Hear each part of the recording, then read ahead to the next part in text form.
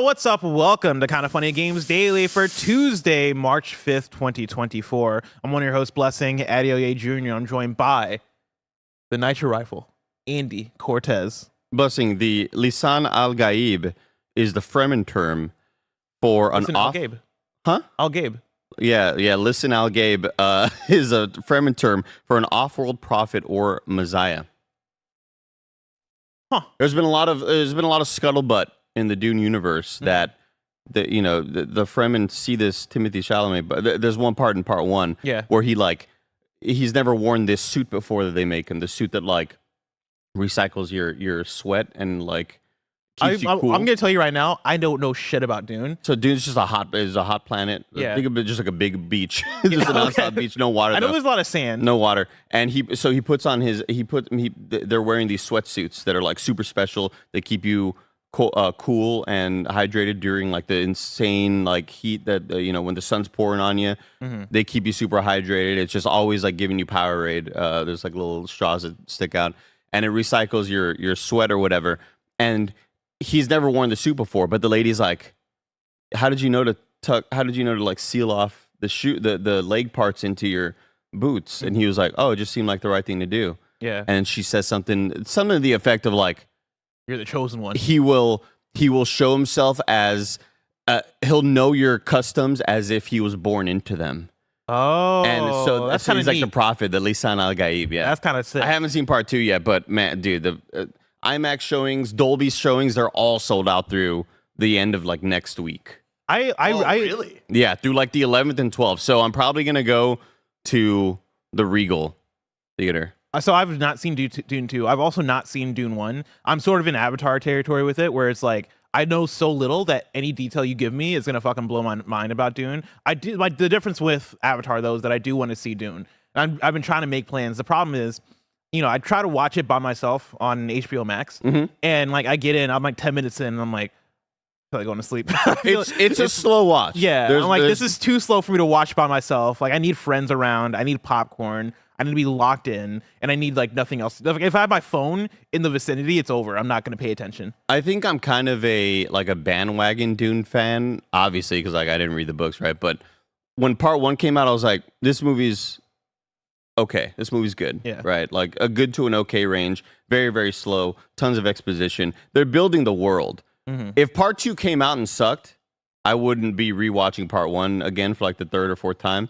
But knowing that part 2 was like such a worldwide banger, everybody's like even like the pretentious people, or not pretentious, like the Debbie Downer. See how you feel. But like even like the people who usually like go up and like they'll see like the big budget stuff and they'll come out and be like, oh, it wasn't that great. This is all fucking flair. Even those people are like, yo, this is a movie. Like this is a movie right here. And so that makes me really want to see it. Bear, you've seen Dune 2. Oh, yeah. Yeah. It kicks ass. Like, I gotta see this fucking film. I enjoyed Dune Part 1 from what I remember. I don't remember it too well, but yes, like, now that I've watched both parts, like, the first movie definitely feels like the first act, and then Dune Part 2 is just fucking second and third act, and you're hitting the ground running on that one. Yeah, but I was like, it's the thing where online now I'm trying to avoid spoilers, and I also realized that I think even if you spoiled Dune for me on Twitter or something, I probably wouldn't understand it anyway with how little I know. But even still, I've been trying to avoid things. But the thing I keep seeing is people keep saying Lisa Al-Gaib, and I like up until now I've been thinking that's the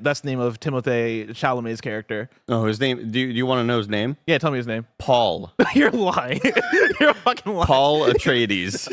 Atreides nuts, yeah. No. Yeah, Paul. No. Paul. There's no way his name is fucking Paul. How do they come out with these names? Paul, Luke. Like, what the fuck are we doing? Matthew. Yeah. Zachary. Biblical, dude. Fucking Cloud. Yeah. Jesus Christ. Speaking of these nuts jokes, Andy, I have a tweet pulled up here. Dragging my nuts on your mom's face. Dog, my nuts on your mom's face. 2 of my nuts are on your mom's face. That comes from twitter.com/theAndyCortez. And then it's followed up with, I doubt they'll talk about this on Games Daily. I forgot I was hosting, so it was one of those like, oh like, man, who's they? Yeah, like you're included in they. It was one of those like sometimes when you get to the tough topics, this show can somewhat be silent and maybe ignore some of the tougher themes that are hard hitting in the world. Because yesterday during the workday, me and Roger are joking around about like these nuts jokes, and I'm trying to make like a Dragon's Dogma joke, right? And I'm like, Dragon these nuts dog, and I'm like Yeah. I'm having the same sort of like the wheels are turning, we're getting there, and Roger's like, stop, and I'm typing it out on my Twitter thing, and I'm like, no, it's here somewhere, like I can figure it out. I have the puzzle pieces. Yeah, like the pieces are here, and Roger's like, no, like you're gonna accidentally tweet it, like stop it, like all this shit. And so I'm like, okay, you're right, I'm not even gonna try anymore. And then you come in this morning, and Roger brings this up, and I'm like, well, fuck, like I only needed like maybe a few more minutes, and I would have gotten here. I think, Blessing, it's one of those things like I ended my stream last night, and then it's possible that I'm the Lisan al-Gaib, where it's like I went into a Messiah-like sort of prophet force stance, and I was like, I just, my eyes just rolled back, and I was just like, I just typed out the tweet, and I think like I saw a vision of the future or something like that. Yeah. I think I just had this sort of premonition and decided to type that out. But yeah, anybody else types that out, it gets a million views. But with me, I'm such a controversial figure in the gaming space. That's so. fair. Twitter's very soft blocked divisive. you. They've soft banned you. Speaking of people having premonitions, the WB executives have had premonitions about where the future might lead, and it's still live service games. Let's talk about today's stories, which include WB Games is moving away from AAA console games, our Titanfall dreams aren't completely dead, and more, because this is Kind of Funny Games Daily.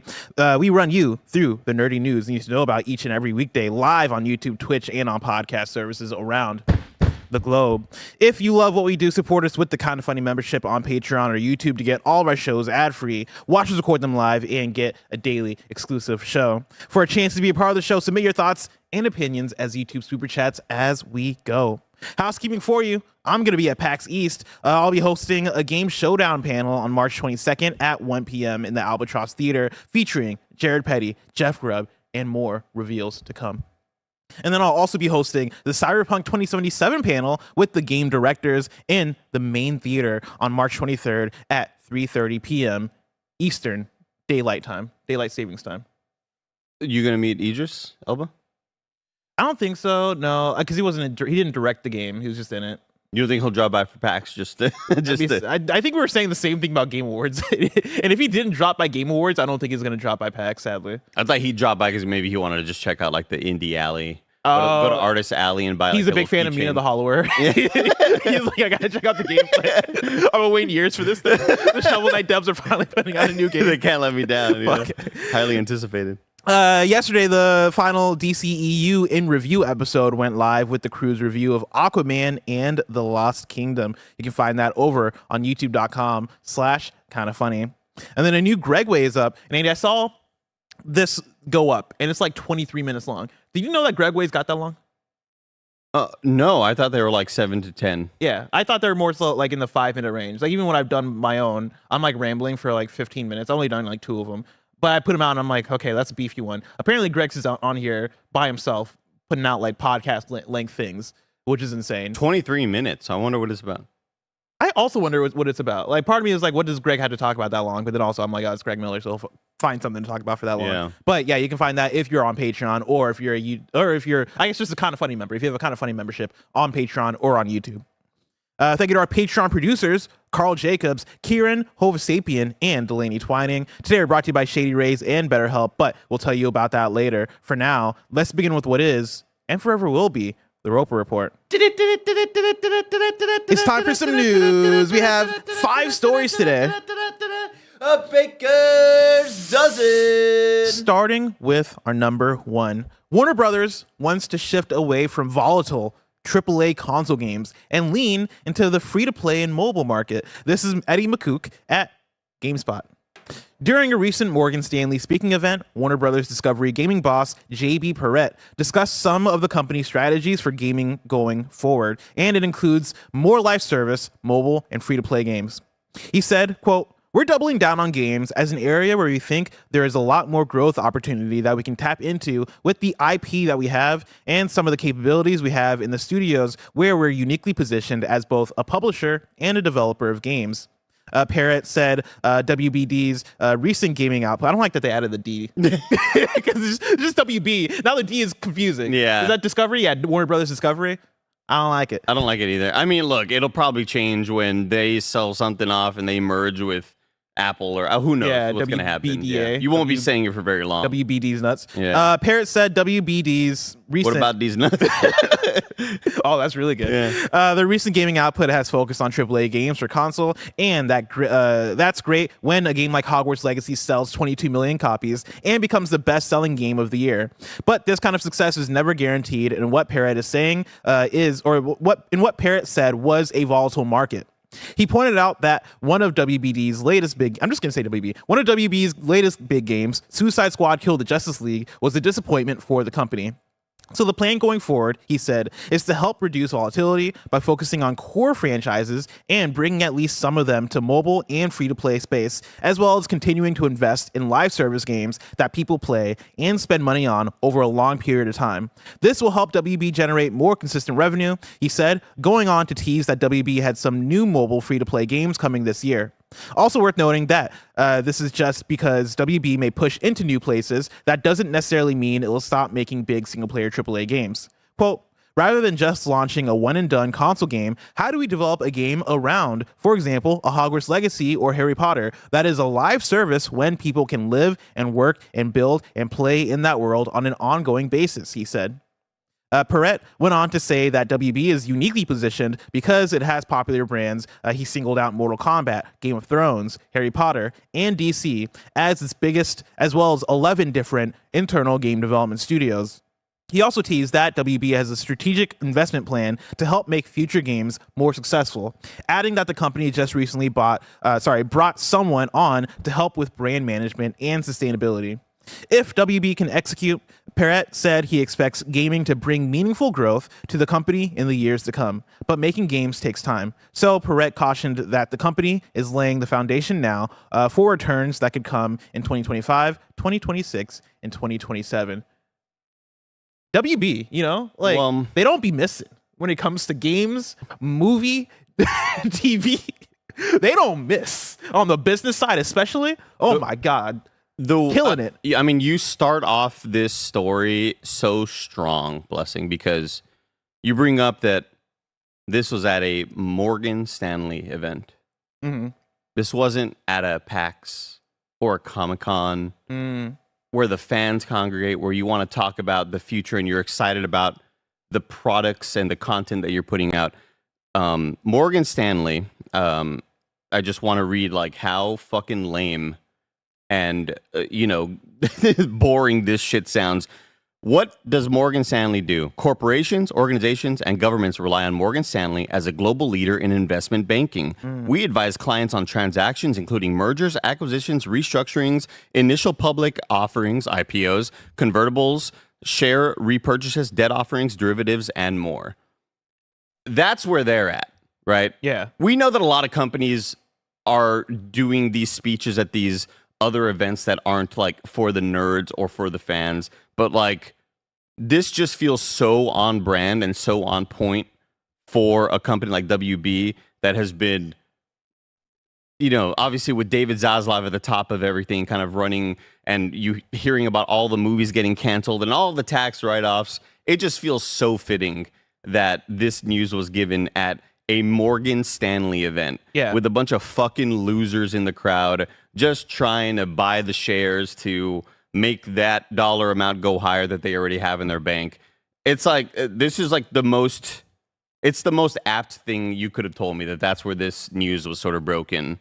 And wild to me that it's broken at, this place that is, all right, we're speaking to the money people. We're speaking to the people that like are shareholders, all this stuff, yada, yada, yada. And we're presenting this strategy for us, right? This shift for us that is leaning more into what is not working for us. The biggest success WB has had in the last year, right? I'll say in the last 13 months, I guess, has been Hogwarts Legacy, right? A single player, open world-ish, big RPG, right? That was developed as this premium thing that you're selling as a one and done thing. That has been your biggest success in the last 13 months. Your non-successes, right? Your biggest fumbles have been Suicide Squad Kill the Justice League and Gotham Knights, right? And zeroing in on the Suicide Squad, that was a game that was this live service thing that felt shoehorned, that felt like hey, we're putting money first here, right? Like we're trying to build a thing that is going to be seasonal and have drops and have a battle pass and be able to have like the ongoing content. The problem is that the core thing isn't captivating people, right? The core thing isn't bringing people in a way that's going to want to have them come back month over month over month over month. We'll see how that goes, right? We'll see where we're at with Suicide Squad in 6 months, in 12 months, to see if there's a player base there, if the content drops drop people in, if the content drops are actually making money. But right now, I don't have faith in that. When you look at even going past like the last year, when you look at the past decade of WB games, I think this news bums me out, especially because they have something with the developers. Like the developers they have at WB are so good. Like you're talking about the people who made Shadow of Mordor. You're talking about the people who made and like revamped Mortal Kombat and Injustice with NetherRealm, right? You're talking about really, really talented studios here, and you're looking at them, and you're talking about Rocksteady, like fucking Rocksteady. You're looking at these studios and going, hey, like the stuff that brought y'all into prominence, the stuff that people love you the most for. Yeah, that's not working. Let's focus on the stuff that has caused us to fumble in the last year. Like the stuff that we've historically have not been able to make happen. We're going to keep that as the strategy because we need to focus on like the money continuing to flow in, as opposed to like things like Hogwarts Legacy that feel like a risk, even though when you do those things, they seem to work. If your studio has a vision and is super dedicated to making the end product great, and your studio has like a lot of confidence in what they're trying to make, but it's like, yeah, it sold a lot of copies, but bless, it took a long time, and it cost us a lot of money. Mm-hmm. And that's what they look at it as on the flip side of things. And that is the saddest part, that, you know, it's the quick buck is inevitably going to win out in the industry, amongst corporations like WB. What's up, Barrett? I'm just sad. I know, man. I'm just like, let it out, Barrett. Yeah, like this has been a conversation ongoing for years and years, but especially so the last couple of weeks. Yeah, like why just make a profit when you can just make profit forever on one product, right? That will always work, and that'll always work out, and that'll definitely, that mold of a piece of art in a video game definitely fits every team, every different team that works on video games. Definitely.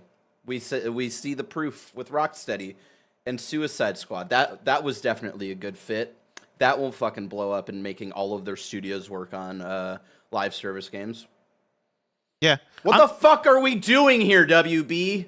And like, I think the thing that, so I'm of the mind, right, when it comes to business and video games, like, you know, I think we often get into the conversation of single players, like where the real gaming's at, right? And like, I think a lot of time it can be like a single player versus multiplayer thing, or a live service versus like, you know, one and done sort of thing, right? And I don't think there's necessarily anything inherently wrong with making like a live service game. Like plenty of us love those games, right? You play so much Warzone, you play a lot of Overwatch 2, like plenty of us have played Destiny, and like I'm somebody who played GTA Online for literally a decade. I love Valorant. I've been so back into Valorant. Yeah. And I think the thing that bums me out is the lack of balance here, right? I think the quote that sticks out to me the most is where they say, rather than, and this is a quote coming directly from the person speaking, JB at the Morgan Stanley event. Yeah, this is coming directly from the Warner Brothers Discovery Gaming boss who's saying this. Quote, rather than just launching a one-and-done console game, how do we develop a game around, for example, a Hogwarts Legacy or Harry Potter that is a live service where people can live and work and build and play in that world for an ongoing basis? So you're looking at something that worked for you. Like you're looking at something that was a complete success, right? In terms of like the commercial, like how it hit, how many copies. It was the best-selling game last year over Call of Duty, which is a very rare thing for a game to have. It's like if you're not Rockstar, like nobody ever has a better selling game in a year than Call of Duty. To have that and go, all right, how can we have that and then make it a live service at the same time? That's wild to me. Let's look at our success and then like ignore that. Yeah. And why it was successful. And like and the thing, completely rechange it. And the thing that bums me out about the balance is that I do think that you have something there in terms of what that can be. Multiverses, for example, is a game that in the first month of Multiverses, like that's a free-to-play, multiplayer fighting game that had a battle pass and all this shit. Multiverses was awesome in its first month. It saw like a very big dip as the months went, but I think if that was a thing that you're able to nurture and support, guess what? Like that is a live service bag that you have there that can help do that. I think as WB, you could find those wins. You could find the studios that are meant to do something like that and have your Hogwarts Legacies and then also have your multiverses and things like that at the same time. Like, I think when you look at your entire portfolio and go, all right, Hogwarts Legacy was great, but man, those are tough to do. How do we make that, but then also like make it a live service? That way we can have all these. That's how we end up having Suicide Squads,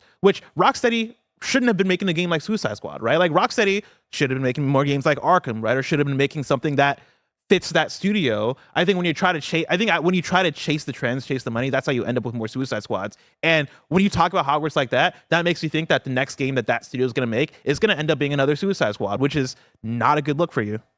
Do you think there was any pushback at any point? Because obviously these conversations have to have happened across multiple meetings with multiple studios involved underneath the WB umbrella.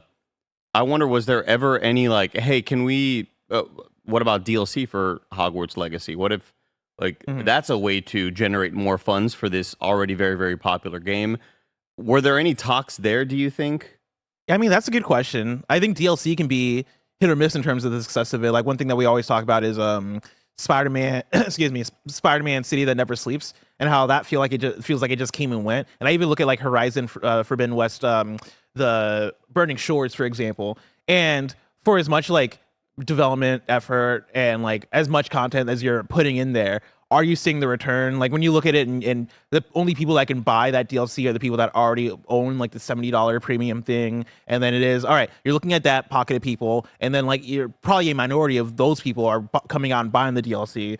I wonder what that looks like versus something like Elden Ring and Shadow of the Erdtree, or Shadow of the Erdtree? That's what it's called? Yeah, Shadow of the Erdtree, where I expect that's probably going to sell a lot. I think part of that is the fact that Elden Ring has sold gangbusters, but then also you have a fan base where I think most people that bought Elden Ring, or at least 50% of the Elden Ring audience, is probably going to show up for Shadow of the Erdtree, right? Like, there's that type of attachment rate. Right. Whereas I wonder for Hogwarts Legacy, if you make a Hogwarts Legacy expansion, are you maybe talking about 10% of that audience that might show up for it, right? Yeah, like, you've got to like nurture and cater to that audience in a way that like, or at least if you're going to make that kind of DLC, it has to hit. Like, it has to be something that's going to get a majority of that audience back again. And I think that's a tough ask. Whereas if you're able to do like okay, what if we got most of our audience into buying a battle pass? Or what if we got like a percentage of our audience to pay a lot of money for a battle pass, right? If 20% of your audience is paying over $100 for the experience over time, like, I think then you're starting to get that return back.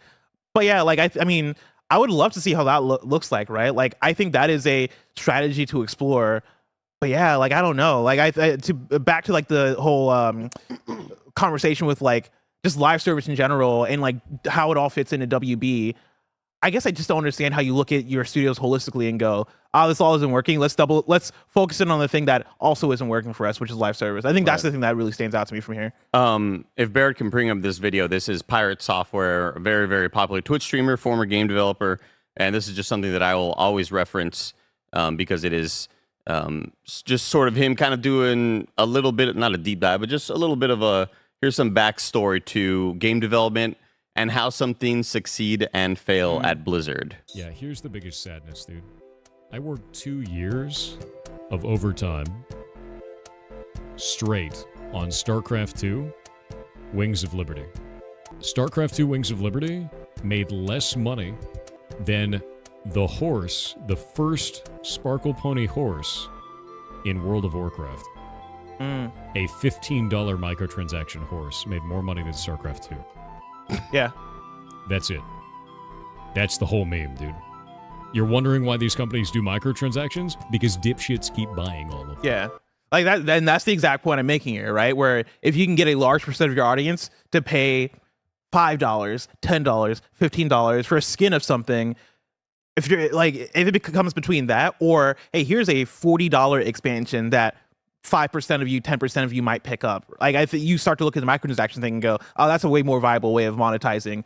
But that then gets tired, right? Of like, if I'm playing a bunch of these different like service games, am I buying all this shit, right? Like, how I think then you start to go down a slippery slope of more and more developers seeing that being a thing that they can do, or more and more publishers seeing that as like we got to strategize everybody around this, and then it all tumbling down because now everybody's doing it. I think a more realistic world would be one for them and one for us. Like, that's a world that I would love to live in. Because look, I'm a sucker. I love buying microtransactions.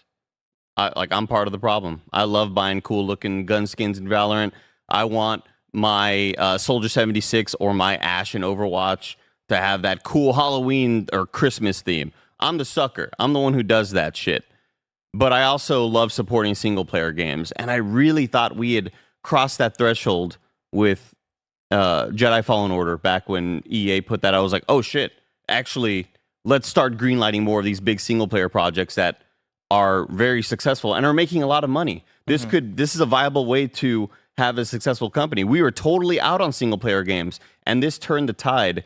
And I just wish that, I mean, me talking about like one for them, one for us, it feels like Hogwarts Legacy was the one for WB, and then let's put out products like that, in addition to the big single player game that's also going to just rake in money, sell that, sparkly witch that you can ride on for Quidditch or whatever. Not witch, broom. Broom. Like, there's a lot of different things that you can add on to it, but for them to look at Hogwarts Legacy and go, let's move away from that, that's mind-boggling to me. Yeah, that's so shocking. Again, it strikes me, it reminds me of last year where there was like the PlayStation not presentation, but I guess like slideshow that they had in one of their financial meetings where they talked about how they want to shift a lot of their money over to live service after looking at like the numbers, right? Like they showed the graphs of this is how much money that ongoing content makes for video games.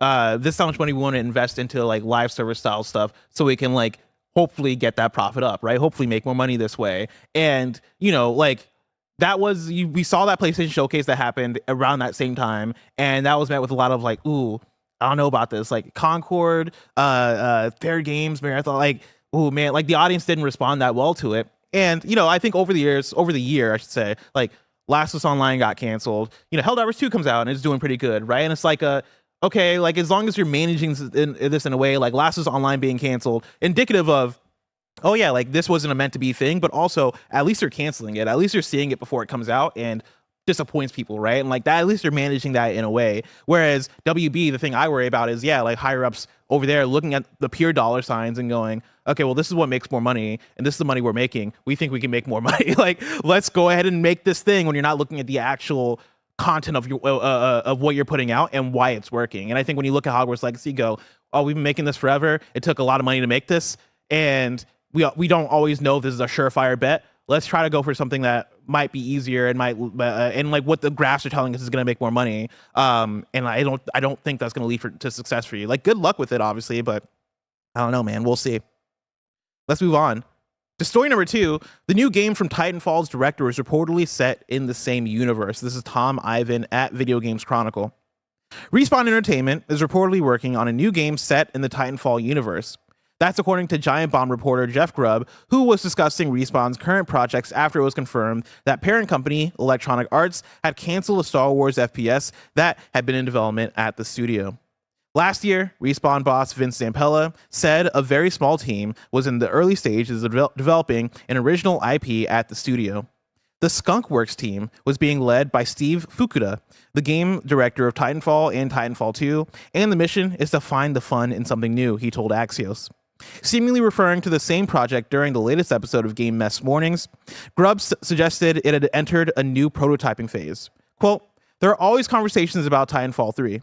Whenever I look into it, they're not making Titanfall 3. They just straight up aren't, he said on the subject of Respawn's current projects. He continues, quote, they do have another team that has been kicking around, a Skunkworks project that was in very early prototyping. There's different phases of prototyping. There's a very early, there's a very small team prototyping phase, and now they're going into a wider, like this is a real project now, but still in the prototyping phase. And that has happened with this game. And that is from the director of the original Titanfall. This game, as it stands today, as far as I understand, is a Titanfall game. It's in the Titanfall universe, but everyone I talk to keeps saying, well, it's not. Don't get your mind that it's Titanfall 3. Excuse me. Don't get in your mind that it's Titanfall 3. Like a game with online multiplayer and a single player campaign. I'm like, well, wait, What? Then what is this game? I still don't know, end quote. He then continues, but it feels like if you're trying to go all in on your own IP, just expand that into being Titanfall 3. Figure out a way to make that happen, he continued. And then I'm reminded that they were working on Titanfall 3 essentially with Titanfall Legends, which was going to be a part of Apex Legends, and they pulled the rug from underneath that. So it seems very unlikely that they would change their strategy and go back and actually end up making Titanfall 3, end quote. So This is annoying. Yeah. This is a mess. to bring people up, right? Because I know there's a lot there in terms of what's being said. There's a game being made that's in the Titanfall universe, but it's not Titanfall 3. Jeff is like, oh man, why don't we just make a Titanfall 3? And they're like, well, we were making the Titanfall 3, but that's fallen through now. But we are making this other game that's in the universe of Titanfall. My thing is like, is it in the universe of Titanfall or is it in the universe of Apex Legends? And I say that because obviously same universe, but I think to them, to Respawn and to EA, they're like, oh no, it's a Apex Legends thing. Like Apex is the universe now. Like Titanfall is now just like kind of like a result of this. There is also another tweet from Jeff Grubb that I included in here where he says, okay, look, it's not Titanfall 3, but it does seem like it will involve Titans in some way.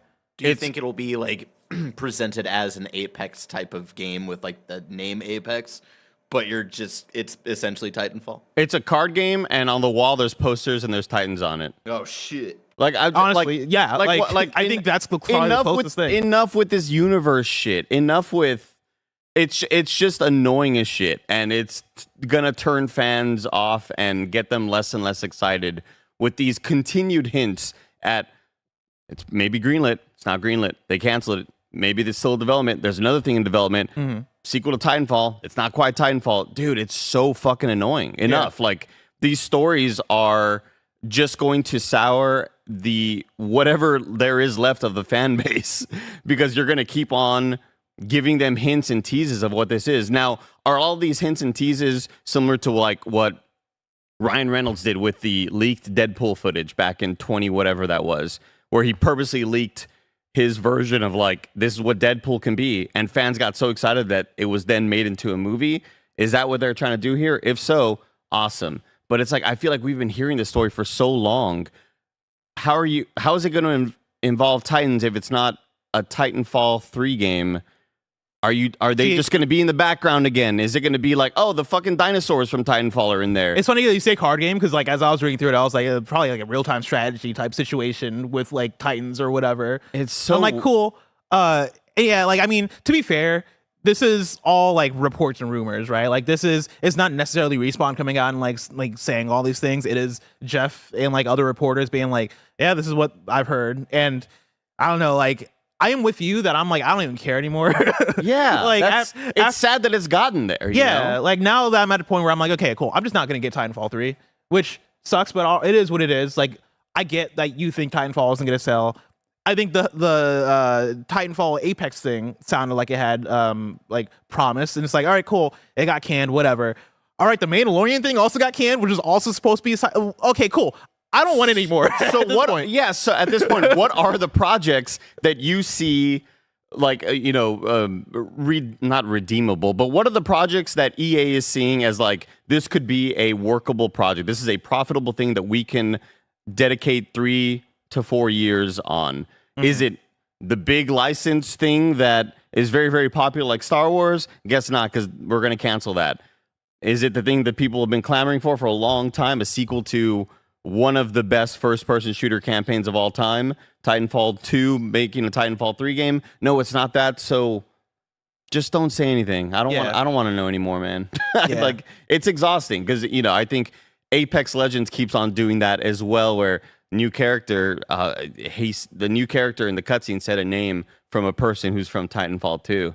And that gets everybody gets a little boner about that shit. Isn't that pretty sick? That was sick year one of Apex. It was year one of Apex where like was it Octane that like was essentially like the whole idea was in Titanfall 2 there's like the first like tutorial area where you had to like do the speed run, and the people were doing the thing where they would throw a grenade to then launch themselves to go faster, and that's like that was the inspiration for. Am I thinking of the right person? Was it Octane?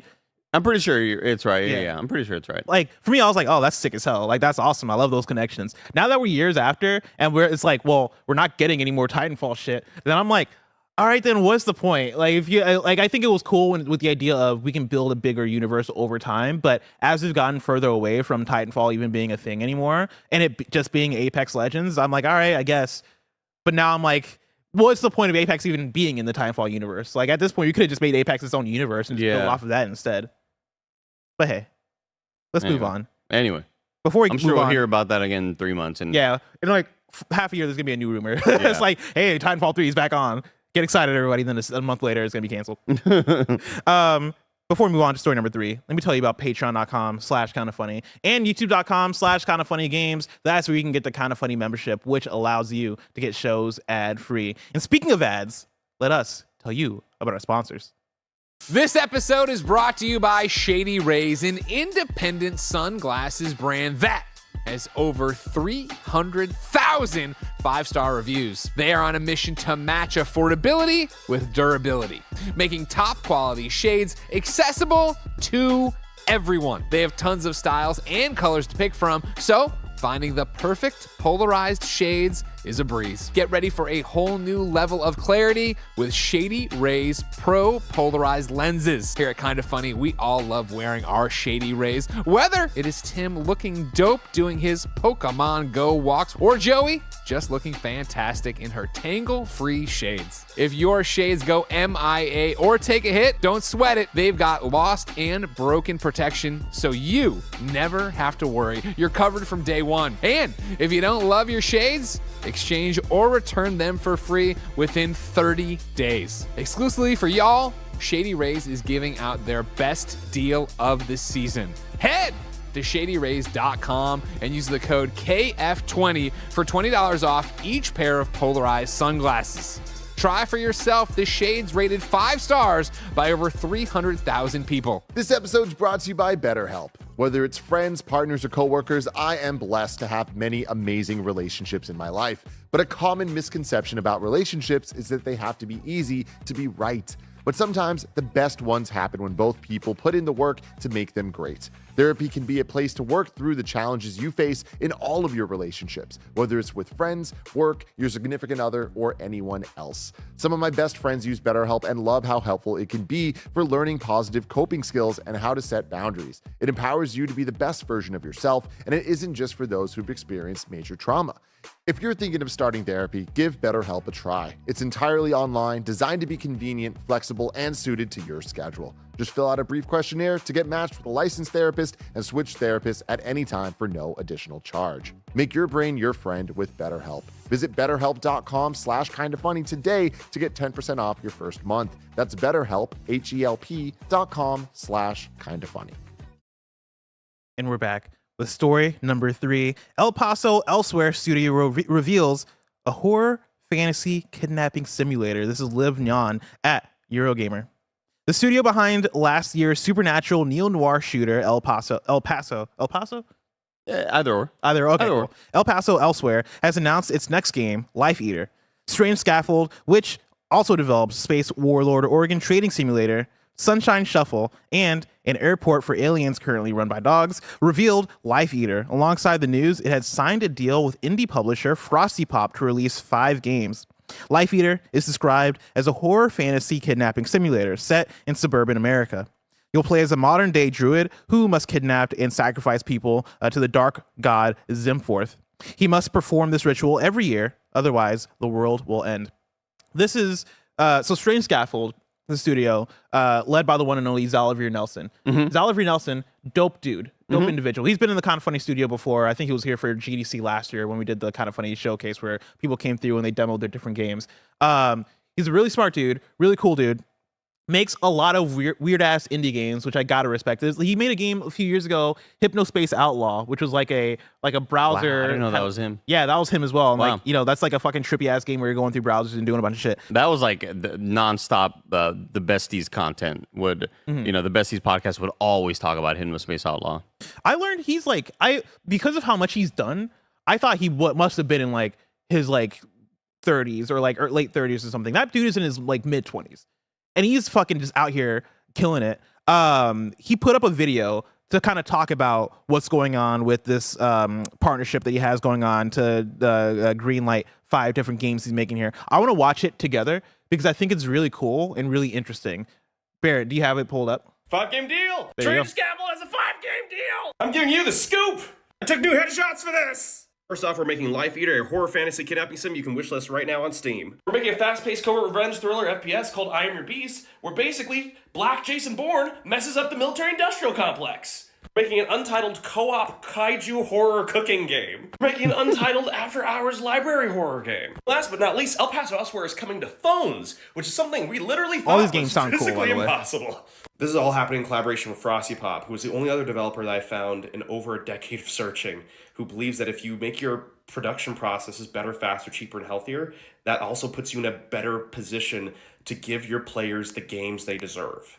Shared focus on building great games sustainably over and over again is why Strange Scaffold is not building a giant office off of this announcement or hiring for a bunch of roles that we're going to lay people off from later. Between you and me, we aren't even going to begin production of some of these games until months from now, and that's because we believe and have seen that when you stretch your teammates and your energy, you make worse games. So we're going to make better games.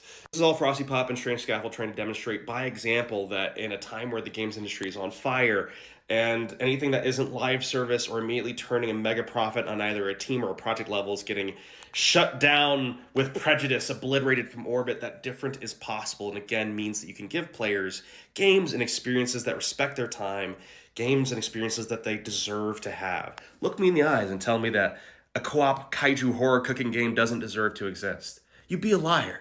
You'd be lying. So yeah, Strange Scaffold and this deal are making the different and impossible possible. If you want to support not just what we're doing, but why we're doing it, throw Life Eater a wish list on Steam today, and thanks so much as always, y'all. There you go. Very cool. Super cool. And I love the spirit behind it. I love that it is like, hey, we're going to make cool, weird shit in an industry that is like, very volatile right now. Like it's tough, even for indie developers, right? Like it's been tough to find funding for new stuff because people are being tighter with their with their pockets, right? Like money is not flowing as easily. Him being like, hey, we want to be a display of how to make games in a healthy way, and then also like make games that are these cool, creative, different kinds of things, right? Show a viable path to do that. I think that's fucking awesome. And I think the proof's in the pudding too, with the fact that Hypnospace Outlaw was one that made splashes when it came out, and then playing El Paso Elsewhere last year, like I played quite a bit of that game. That game rocks. Like if you've not checked out that game, it is basically Max Payne, but like very supernatural and weird. It is kind of like you're going into like deeper levels of hell essentially, and you're taking out like levels of like monsters and demons and shit, and it's fucking sick with like a PS2 art style as well, but it still looks really cool, and the soundtrack is fucking awesome. So yeah, like I'm very excited about this. I think this all sounds cool. I'm excited to see what's up with Life Eater when that comes out soon, and then also the pitch for a lot of these other games sounds ridiculous in a way that I'm all the way into. Yeah, it sounds great. I mean, being able to, like Zalavir mentioned there, not stretch your workers in terms of like crunch and everything, and to make more efficiently made games that are also healthier to make for the workforce, because whenever you're kind of under crunch for so long, the end product's going to be worse for it, because you're going to see this sort of tiredness and the exhaustion behind the actual product. So really, really cool that they're sort of dedicating their time to that. Story number 4. Nintendo wins $2.4 million in Switch emulator lawsuit. Yuzu to shut down. This is Nicole Carpenter at Polygon. Makers of Nintendo Switch emulator, Yuzu, owe Nintendo $2.4 million after reaching a settlement with the Legend of Zelda Tears of the Kingdom developer, following a lawsuit over the open source emulator just last week. Both Nintendo and Tropic Haze, the company behind Yuzu, filed for a final judgment and permanent injunction on Monday, according to court documents, after Nintendo accused the Yuzu makers of copyright infringement, circumvention of Nintendo Switch protections, and selling those circumvention technologies as Yuzu, among other things. The settlement is pending a judge's approval, however. Yuzu is a free Nintendo Switch emulator that was released in 2018, months after Nintendo launched the Nintendo Switch. It's a piece of software that lets people play Nintendo Switch games on their computer or phones, or even their Steam Decks. I'm ad-libbing that, but I'm just throwing that out there. Including Tears of the Kingdom, which Nintendo cited in its lawsuit, saying Yuzu let people play leaked copies of the game early. Specifically, Nintendo said more than 1 million people played the game before the release date because of the leaked copies. Yuzu doesn't offer pirated or leaked games itself, but Nintendo targeted the company because the emulator is one of the few ways to play those games. Beyond the money, the terms of the settlement dictate Tropic Haze will have to stop operations on Yuzu entirely. It can't distribute it in any way, nor can it market it on its website or social media. Yuzu will also have to give up its domain name. In a statement published on Discord, Yuzu maker Bune confirmed that anything related to Yuzu will come offline. Cool. Nintendo got him. The criminals.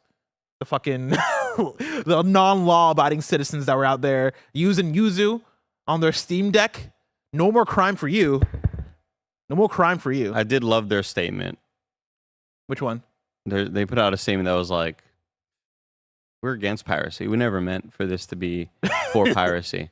And I understand like the sort of thought behind it, right? Yeah. I'm against video games. But I saw a great meme of it was Mike Ehrmantraut from Breaking Bad being like, we had it good, when he's kind of breaking it down a wall, and he's like, yeah, we had it good until you had to open up that fucking Patreon. Like, we could have had it good. We had it all made for us. Honestly, yeah, they shouldn't have opened up that Patreon. Dude. That Patreon your got pride them. and your selfishness. They shouldn't, like that. The Patreon is like the step where I'm like, yeah, you got. Like, you we can't had a get good away. thing going, Walt. Because I was like yesterday in the office when this broke, I like turned to Roger and I was like, they had $2.4 million to settle with, and Roger's like, they had a Patreon, and I was like, yeah, you're right. Yeah, they had a lot of money off of that Patreon, didn't they?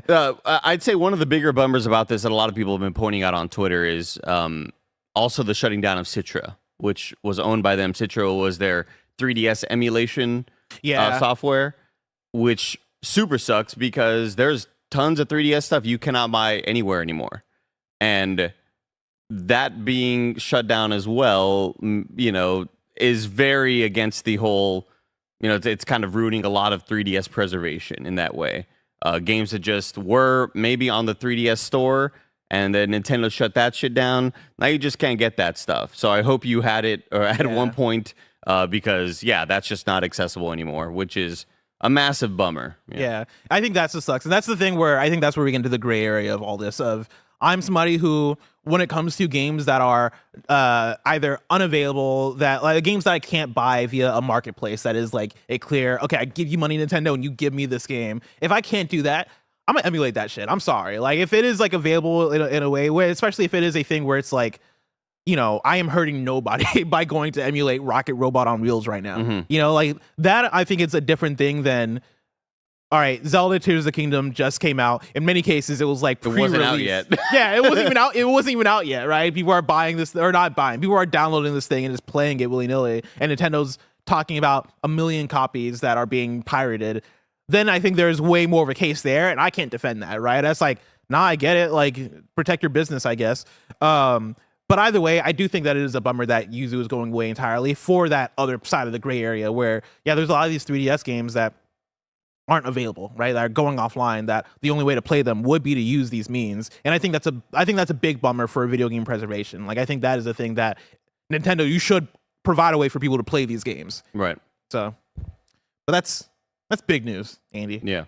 We talked about a lot of big news, in fact. Huge news. But if I wanted something smaller, say the tiniest news I needed to know about, where would I go? You'd go to our last story, the Wii News channel, where we cover the small news items you need to know about. Story number 5. It's time for Wii News.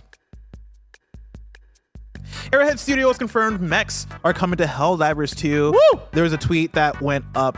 That was basically almost like a propaganda type tweet. So cool. Helldivers, the Exo 45 Patriot exosuits are in full production in the factories of Tien Quan, ready for deployment on the battlefield soon. And then they have this poster that looks really cool. Oh man, I'm gonna get destroyed by so many of these, like just team fire type kills. Oh yeah, you're doing your thing. You're trying to like super sick. You're like trying to get a resupply, and then all of a sudden a fucking mech takes you out. Like what the fuck is this? I can't wait. Metal Gear. I'm super stoked to see them in action and just how they, you know, sort of measure up to the larger creatures in all these different planets. Played some more Helldivers 2 last night. I had a good time. Also, I love that we're coming off the last news story talking about like Nintendo and them going after people, and then right now we're doing the segment over allegedly the Wii shop channel. It's WEE. Yeah. Yeah, but the music is there. So, like, we didn't edit the music. Wow, we just found this music. Oh, yeah, but yeah, we just looked up. If anything, you can make an open- argument that we're preserving this music.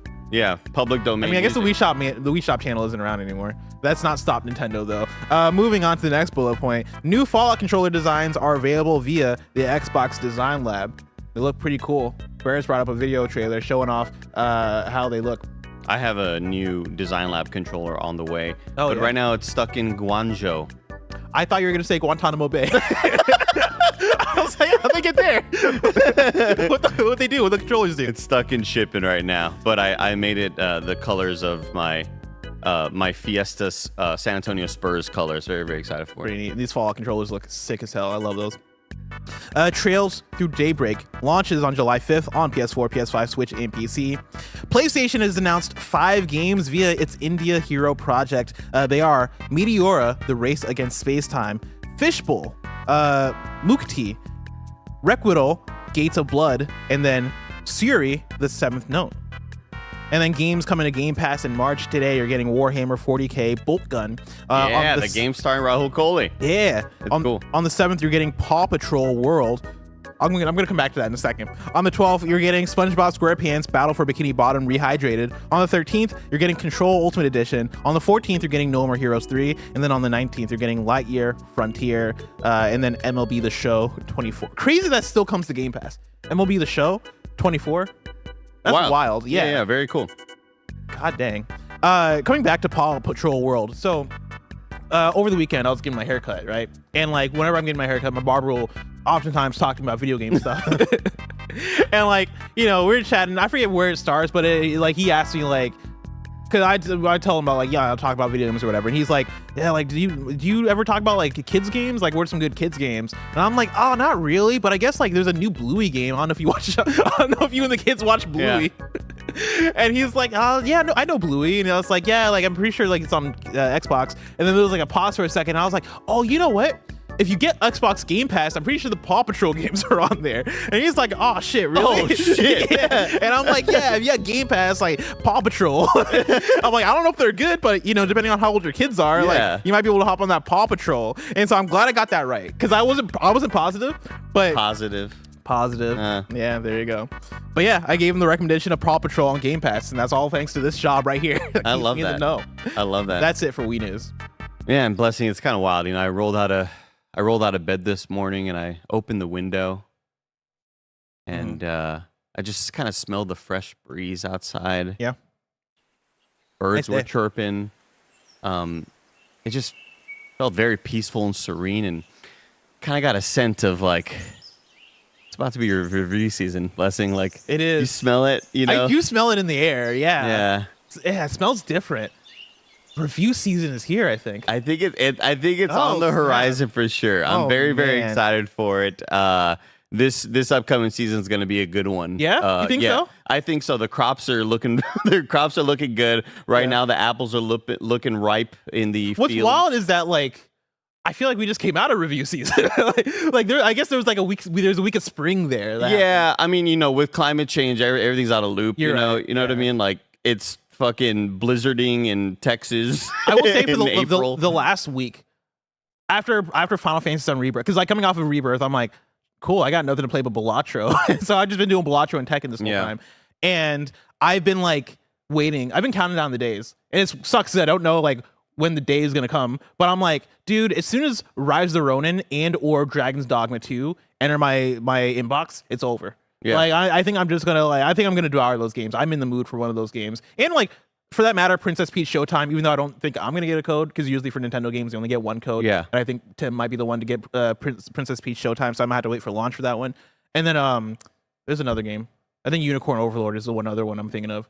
But It comes out next week. That might, does that Might come be out this week? It might be this Friday. Yeah, when does chat? Let us know when Unicorn Overlord comes out and you're wrong. Well, I was gonna. You and I were talking a bit before the show about Dragon's Dogma 1 and how I've been kind of playing through that. Just to kind of one of those games that passed me by, right? 2012 title that I just wasn't fully in my gaming bag at that moment. I was just really super poor. I couldn't afford a whole lot of games. I would just go to Redbox and just try to see whatever was at the local Redbox near the seat. Do you know what Redbox is? Yeah, no, I know Okay, Redbox. Yeah. I'm not sure. Is I'm not Redbox that young. No, but I mean, like, was it a regional thing? That's one thing I'm not aware of. That was definitely countrywide. That was all over. Countrywide? I think. Okay, Yeah. cool. Yeah, I was Redboxing a ton of stuff back in the day. But yeah, after I had bought Dragon's Dogma about a year and a half ago, maybe 2 years ago, and have finally been kind of making my way through it. And I totally get the hype now. Like, it's a very impressive video game. I love having the little pond that you could create that's like your homie, and then you could go into this little dimension where all these other players around the world have their ponds show up, and you could like recruit them to be on your crew. When I Really previewed cool. Dragon's Dogma 2, I like experienced all that stuff, and like I think being dropped in there just for a preview made it all so confusing. So I'm like, what realm am I in? All these Gotcha. little ponds, or not Gotcha. little, but like they're just NPCs. Gotcha. And I'm like, somebody explain. It's like me at the TV by myself, so I'm like, I don't know what the fuck's going on. And then I played like an hour, and I came out of the hour being like, it's a weird game, but I think I'm kind of into it. Like, I'm kind of digging this. And so now that we've gotten close to it, I think I'm itching. Like, Yeah. I feel like the Punisher in that one episode of Daredevil where he's on the stand and he's like, "Oh, I'm itching." They're asking him like if he did the murder. Yeah. And he's like, "I'd do it again." Like, I'm itching to do it. The other game that's also very, very exciting is the one that that Mike previewed from the Moon Studios, the Ori developers. No Rest for the Wicked. No Rest for the Wicked. Mike previewed it, and I begged Greg to get me a code as well.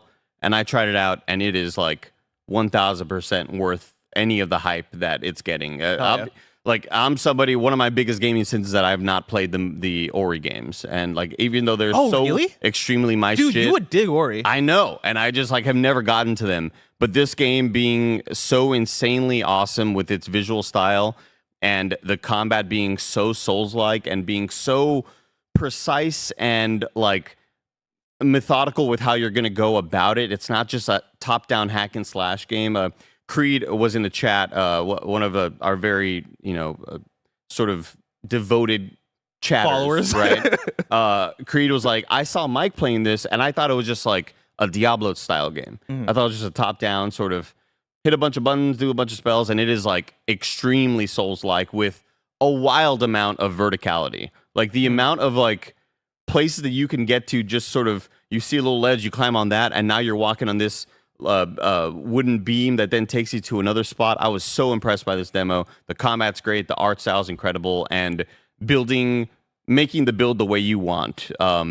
Maybe you want to go dex and you want to have like a bow and arrow and daggers, or maybe you want to go pure Dude, that gets strength me excited. with a big two-wielded sword.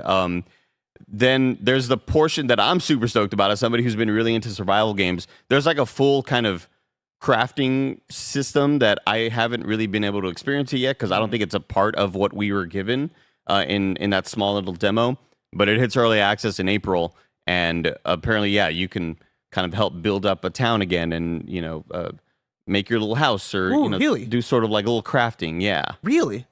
it could be the dark cloud you've I been was gonna wanting. say, it sounds like you're talking about some Dark Cloud type Dude, shit. It's super cool, yeah. Because essentially, I picked up an axe at one point, and I was like, "Oh, it's not a weapon." And then you walk up to a tree, it's like chop down the axe or the tree for wood. Yeah. Or go to this little mineral pile and use your pickaxe to get stone or whatever sort of like minerals out of it. They're minerals, Marie.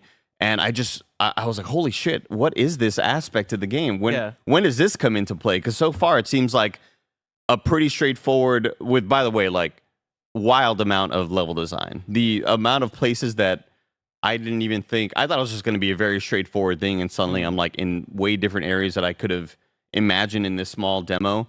There's so much love and care being put into it, and I'm just so stoked for whatever this early access is going to be, because it seems insanely polished already. I think they're probably going to have to work a decent amount on just tuning the numbers here and there. I had there's like the final boss of the demo. I had a sword that when you parry, the sword gives them like 45% electric damage. And so I would parry anybody, and their health bar would just shoot the fuck down. You're but speaking to me right now. But like all the drops are all random. So like I had tried it out, and then some of the devs hit me up and were like, "Oh, we would love to watch you play it again, but try a dex build this time. So let us know what you think about not going for your sword and board, because I love I love parrying dudes. I love that, but being able to like dodge roll behind them, backstab them, Yeah. dude, Oh, it that's is my kinda so shit. fucking good. Damn, it you is sold so me. good. I've said before that I think every game should have a roguelite mode, and I think as you're talking, I'm realizing I also think every game should let me build a town, or at least a house. Yeah, at Like, least let a me- house. Let me build something. Yeah. You know, let me build a home. I'm excited to see how that comes into play. I mean, they did talk a decent amount about it on the video. I didn't watch all of that sort of presentation they did. Yeah. But it just seems super exciting what they kind of have going, and the product that they're already showing off right now seems just really impressive. Yeah. Yeah, I can't wait for that to come out. Yeah.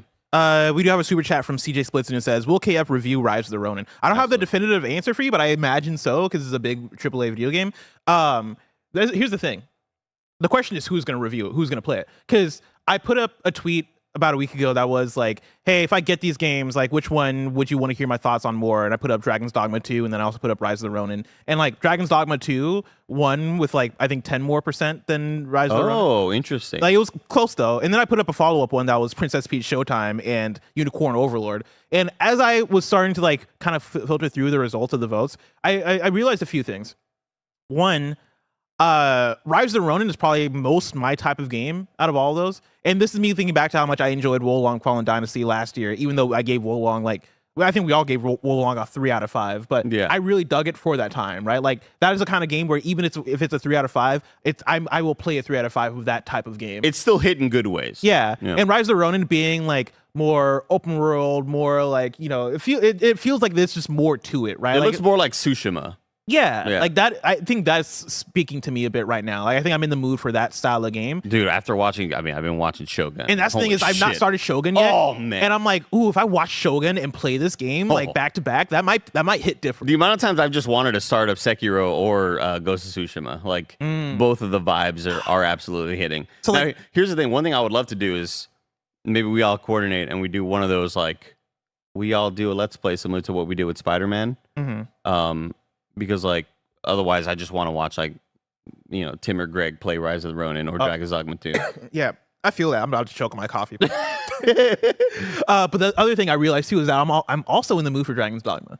Yeah, like watching, like going back and thinking about my preview, and now kind of being in this place where I kind of just want to play it too. Like I think I might prioritize both those games. I'm realizing with Unicorn Overlord, I really like Vanillaware, but I liked 13 Sentinels because of like the setting and the mechs and the weird shit. Like it's more modern, whereas Unicorn Overlord is more fantasy. And then Princess Peach, you know, like, It's gonna be what it is. it's gonna be what it is. Yeah, I saw Brian Altano's preview of it where he was like, "It's fun. It's definitely a kid's game, but you know, of high quality. So I'm sure it'll hit for a decent amount of folks. I'm sure it'll be similar to maybe what Kirby's Forgotten Land was, Yeah. but not as difficult for sure because Kirby and the Forgotten Land got a bit tougher near the end, like tougher than I was expecting. I thought it was just going to be cakewalk. I do easy not remember difficulty it the being whole hard time. at all. I mean, yeah, there was moments. It was really just the like last couple of boss fights that like you do in a row. Yeah, I do remember the one of rest the of the boss game fights. is like easy, very simple, For very sure. easy, very designed for kids to like be able to play it, and then it like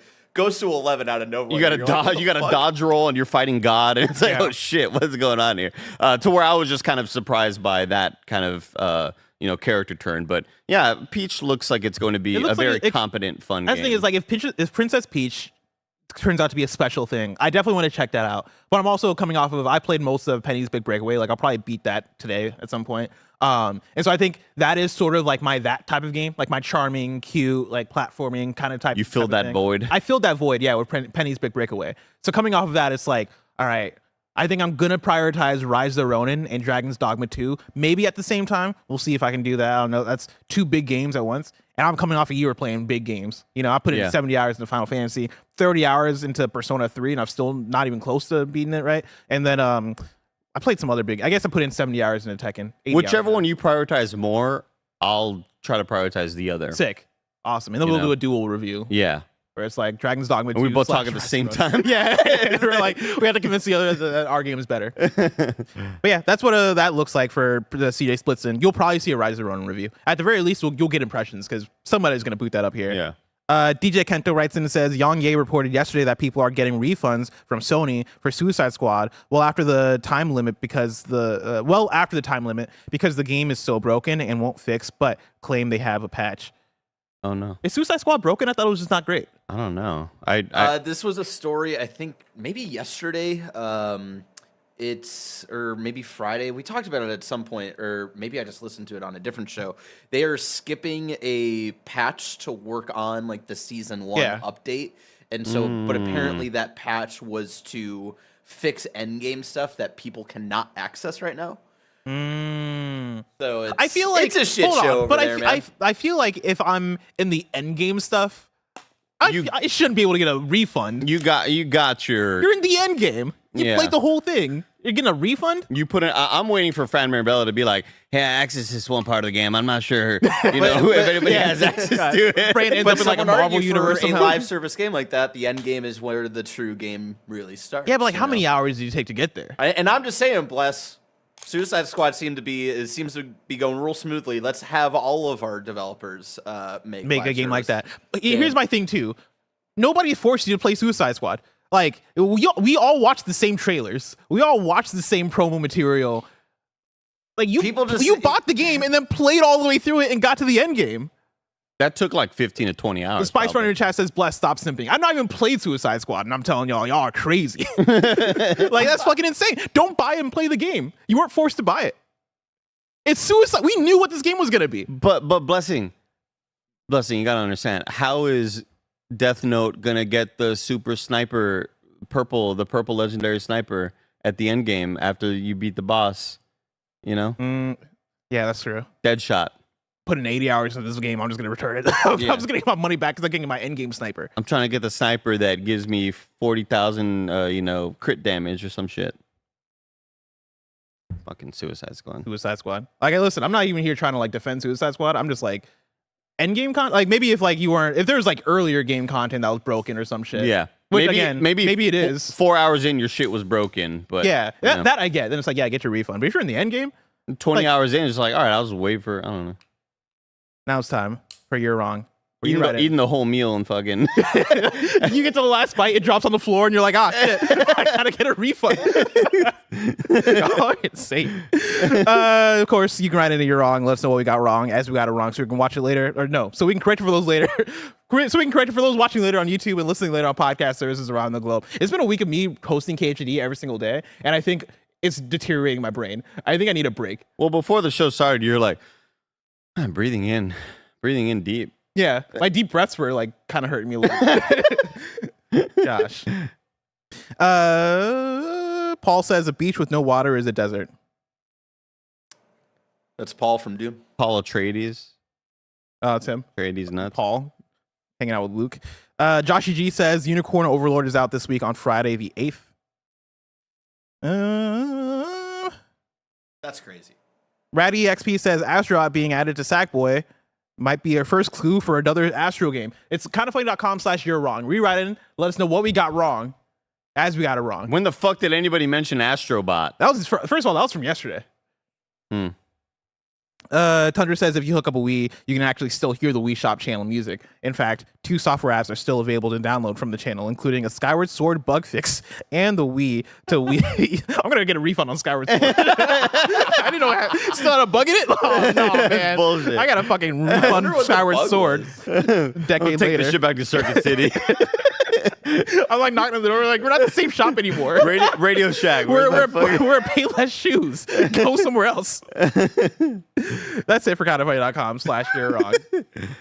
We're Cricket Wireless now. God. This will also say too, chat. This is a funny podcast, or let me not say funny. This is a comedy podcast, perceivably, right? Like, sometimes we make jokes here. Right? Half of what I'm saying is jokes. Get your refund, I guess. Even though you're in the end game and you played 9. You put 30 hours. Even though you put 30 hours and you're at the final boss and you're like, oh man, they can't beat the Flash. I'm gonna go fucking refund my ticket. That's been it for Kind of Funny Games Daily. Of course, each and every weekday we run you through the nerdy news you need to know about live on YouTube, Twitch, and on podcast services around the globe. If you love what we do, support us with the Kind of Funny membership on Patreon or YouTube to get all of our shows ad-free, watch us record them live, and get a daily exclusive show. Until next time, Game Daily.